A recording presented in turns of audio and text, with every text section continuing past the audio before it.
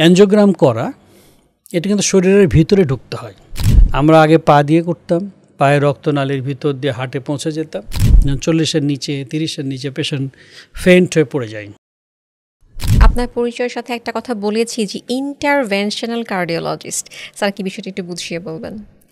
আমাদের হার্টে যখন রক্তনালী ব্লক হয়, তো রক্তনালী ব্লক তো পেশেন্টের হিস্ট্রি থেকে, তারপরে পেশেন্টের বাইরের কিছু পরীক্ষা থেকে আমরা বুঝতে পারি, যেমন ইসিজি, তারপরে ইকোকার্ডিওগ্রাম, এবং আপনি জানেন যে এক্সারসাইজ টলারেন্স টেস্ট, একটু হেঁটে হেঁটে দৌড়ে দৌড়ে একটা টেস্ট করা হয়। তো এখান থেকে ডাক্তাররা বুঝতে পারে যে পেশেন্ট তার রক্তনালী ব্লকের সমস্যায় ভুগছে।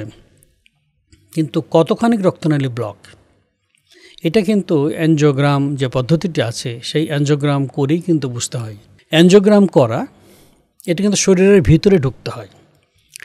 আমরা আগে পা দিয়ে করতাম, পায়ের রক্তনালীর ভিতর দিয়ে হার্টে পৌঁছে যেতাম।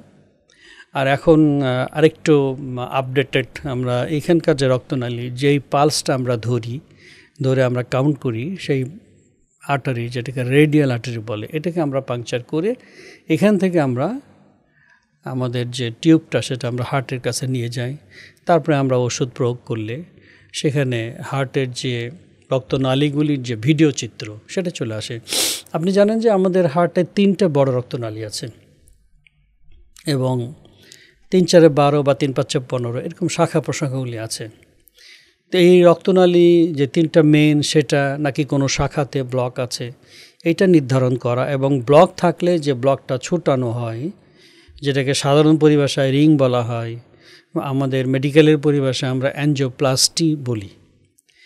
এবং আরেকটা অপারেশন হয় যেটা হার্টের যখন বিট কমে যায়, যেমন আপনি জানেন যে আমাদের নর্মাল বিট কিন্তু 70-72, সবাই জানে যে 72 পার মিনিট।